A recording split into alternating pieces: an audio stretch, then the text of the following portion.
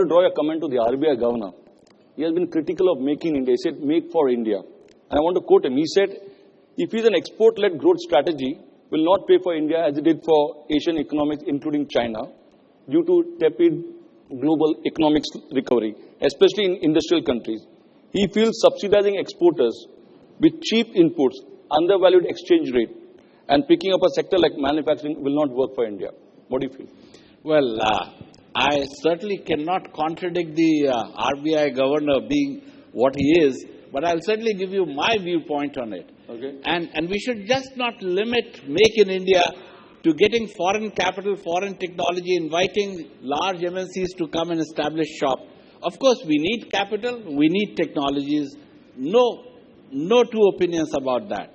But Make in India is also going to give a lot of fillip to the homegrown industries, to people who've toiled, who did not see a future. You talked about people who were in industry moving on to service sector, moving on to different other areas. They were afraid of getting into industry.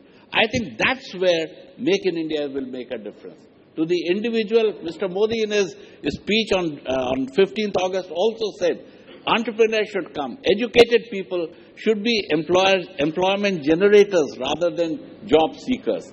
I think that's the focus. Make in India will bring in a change. Look at China as an exporter and steel and all those people.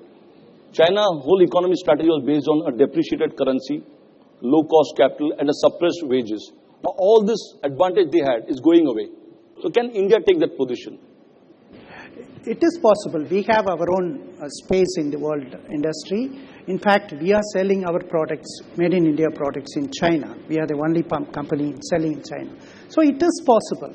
And the difference between China and India, earlier it was very vast. Now it is close to 10%. That's the difference. Earlier it was 20-30%. Okay. We could bring down to 10%. It is possible. And Made in India label, gains more respect than Made in China worldwide. That's our experience. Very heartening to hear. Yeah. I export to more than 100 countries. I can vouch for this. So earlier, 10 years ago, the acceptability of Made in India label was different. But today, it gains more respect actually. One of the steel sector. Yes, it is. In fact, what he said is perfectly true. Earlier, we were all getting carried away by, getting into cheap pricing because the Chinese has this habit of bringing down the prices and, dumping the markets. But nowadays, that mentality is slowly changing. And if I've seen in our industry itself, when there are competitions from China, the customer actually keeps away, and he would rather prefer to go with an Indian vendor. The smaller units generally don't have the infrastructure, whether they don't have a marketing force. Can the government play a big role here? For example, again, RBI governor has been saying that. He said, what the small industry needs is a certified products quality, a platform to help them sell receivables, or a state portal that create marketing website for them, then subsidized credit. This is what the MSME asking for. No, while the government's intervention is always, expected and it is welcome if it can happen, but then there are serious constraints even for the government. They have, other fiscal deficit and so many other issues which may not help, the matters. But what I'm saying is if we can be more proactive in our approach. Many a times we have found that if the industry association takes the lead, things do happen. Let me fall back upon an experiment that we had done a few years ago. In centers like in Coimbatore and a few other clusters, we had put up common quality centers, common quality testing centers. So the small industries who were producing the products in a specialized area, say for pumps or certain castings or whatever they may be, they used to go to that center, get their product tested and come out with a certificate. Now this certificate added a lot of value because when you are supplying this particular component either to a large unit or as an end product to some other consumer, this certificate had a value because it was an ISI accredited laboratory. Okay. So if these kind of facilities can be created, definitely it is going to help in the longer run. And as far as the marketing issue that you have said, yes, marketing is an area which should be addressed. Again, the common branding can happen. There was an experiment which happened in Chennai. a product called as SIPOL was created, where the small industries were marketing their products under one common brand. So today that common brand, if it can be, escalated or it can be taken up into the other levels, definitely it is going to help. And others, area which could be taken care of is also to create the kind of an platform where the publicity can be given to the products. Now today's environment says that unless you do a proper marketing, your products will not be known to the outside people. Now, a creation of a common infrastructure where the people can display like what we are having today here in the exhibition. These kind of forums should also be created, and more infrastructure should be created for the units to display their product. Okay, let me get to the export actually, Mr. Chadda. Engineering exports.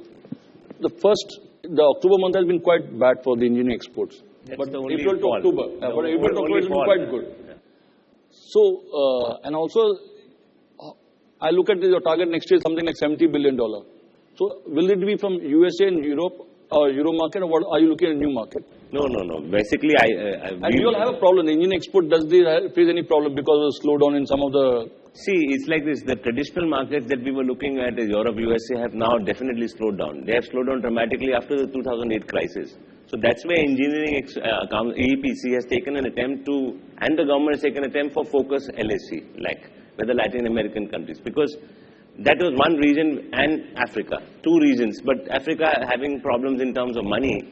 The Latin America region was where we have targeted a lot more. We are having exhibitions. We are having an Indie in Lima. We've had an Indie in Brazil. We've had an Indie in Bogota. Okay. So Latin America has been our focus. Okay. The government has been very helpful in giving us market assistance in FMS, in the focus market scheme in Latin America. Now all the Latin American countries other than Brazil is covered under the FMS scheme. So the government has helped. EEPC as by itself has helped in targeting that, trying to take delegations, reverse bias. Every year we have a delegation to Latin America going. We are naturally having an Indie now practically every year in Latin America also. So that is where we are seeing the growth coming. We are from 60 to 70 billion is a big jump. It's more than 15%. So we are sure we are going to touch that 70 billion, and that Latin America region is where we feel we could. Unfortunately, Africa has had Ebola, so that has been a... Asian countries, because I believe that... See, I tell you, Asian countries, the problem lies in the fact that China has a free trade agreement with almost all the Asian countries.